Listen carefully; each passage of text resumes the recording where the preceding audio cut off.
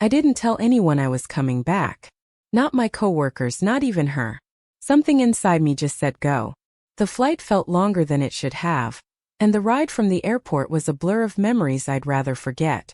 The house looked the same from outside, but that sense of familiarity felt thin, stretched. A second car I didn't recognize was parked halfway up the drive. The flowers near the porch had changed. She never liked lilies before. I stood at the door longer than I should have, keys in hand, hesitation growing. I wanted her to smile, to be surprised, maybe even a little emotional. I wanted that spark. But when the door opened, everything I expected shattered in an instant. She stood there wearing nothing but an oversized t-shirt, hair messy, breath caught in her throat. No. No words. Just a whisper, soft, almost a gasp. You weren't supposed to be here. Something in my chest sank. The kind of weight that doesn't fall fast but slow and cold. She tried to cover the silence with nervous laughter, stepping aside like she wasn't just caught in the middle of something. I stepped inside and the house smelled different. Richer, warmer, unfamiliar. A man's cologne lingered faintly in the air, not mine. My eyes scanned everything out of instinct. A jacket on the back of the chair. Not mine either. 2 half-drunk glasses of wine on the table. One had lipstick on the rim. Hers. The other didn't. She spoke in short sentences, trying to explain nothing while saying everything. Her hands fidgeted, her words stumbled, and her eyes kept glancing toward the staircase. I knew that look. It wasn't guilt. It was fear of the moment that was about to crash. I kept quiet, forcing a smile that probably looked more like a twitch. I asked if I came at a bad time. She said no. I asked if she was alone. She hesitated. I let my bag drop by the door. My shoes stayed on. She offered me tea. I declined. My mind was counting details. The subtle sound of a footstep above, the quick shift in her posture, the way she bit her lower lip, not out of nervousness but anticipation. Her voice cracked when she asked why I didn't call. Elite. Said I wanted to surprise her. Said I missed home. She stood still, arms crossed now like a barrier between us. I didn't hug her. She didn't reach out. The gap between us wasn't physical anymore. It was heavy, loud, full of unspoken things. I asked who was upstairs. Her silence was louder than any scream. My heart pounded but my voice stayed low. I told her I'd wait. She said nothing. Just stepped back as if bracing for impact. I sat down and looked around the home we built together, counting the pieces that no longer felt like mine. And I realized the woman I loved didn't expect me today. Not because I was early, but because I was already gone long before I returned. The silence stretched longer than it should have. She walked into the kitchen and I followed with my eyes, not my feet. Her movements were stiff, rehearsed, like she was buying time. I asked again gently about the extra wine glass. She said she poured it for me. I nodded. I didn't argue. The steak on the plate was still warm, medium rare. That's how I liked it. But there were 2. And hers wasn't touched. Only one of them had been eaten. I noticed the cutlery. His knife was still dirty, hers untouched. No music played, no TV on. Just the thrum of a ceiling fan and the throb in my temple. There were no shoes at the front, but I remembered he wouldn't need them yet. I looked down the hall.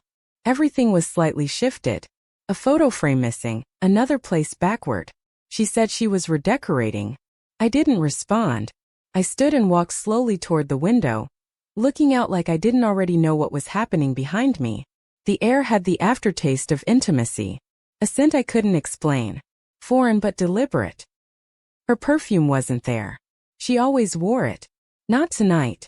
I asked how long it's been like this. She blinked. Said she didn't understand. I asked again with more clarity. Her hands gripped the countertop, whitening at the knuckles. She said it was complicated. I told her to simplify it. She said he made her feel seen. I didn't flinch.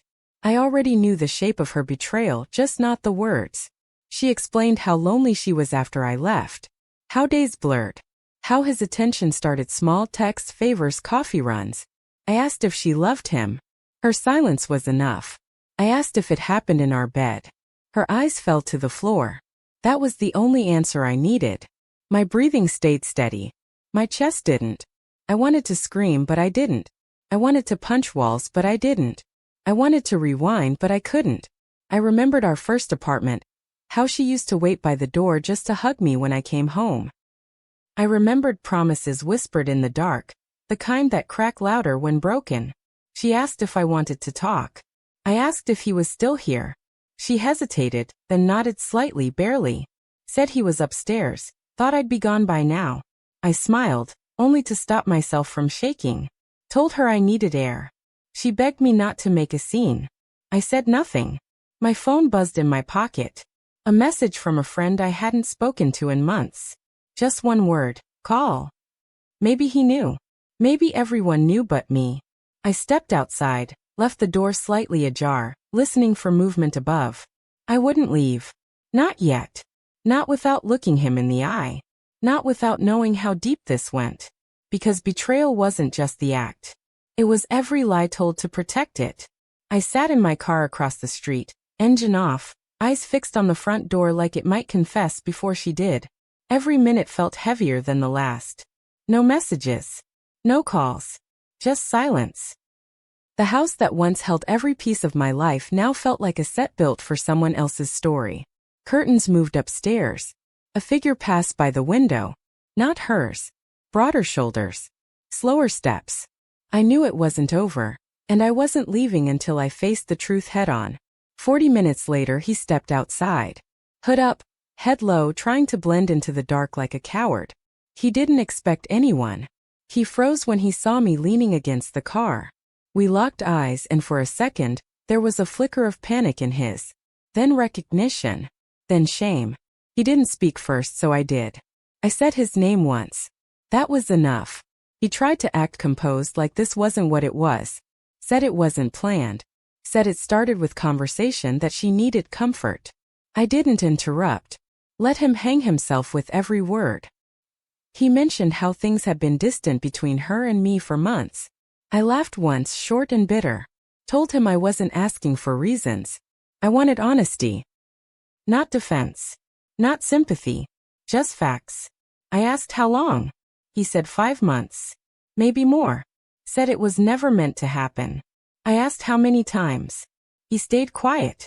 I asked if it ever stopped. He looked away. I asked if they said they loved each other.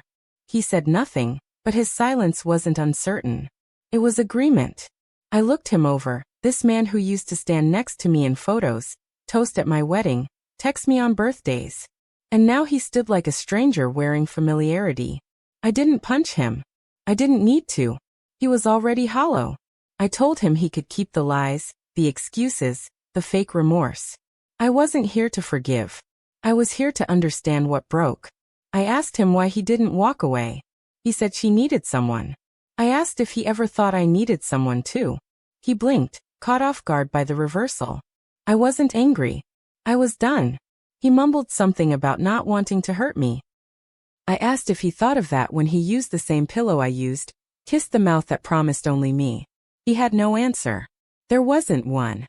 He asked what I was going to do now. I said I hadn't decided, but I knew what I wouldn't do. I wouldn't become like him. I wouldn't hide in shadows. I wouldn't make betrayal feel ordinary. I told him to leave. Not just the house, but everything connected to me. He nodded like he expected it. Maybe even wanted it. As he walked away, I didn't watch him go. I turned back toward the house, not because I still cared, but because I needed to know if she ever did.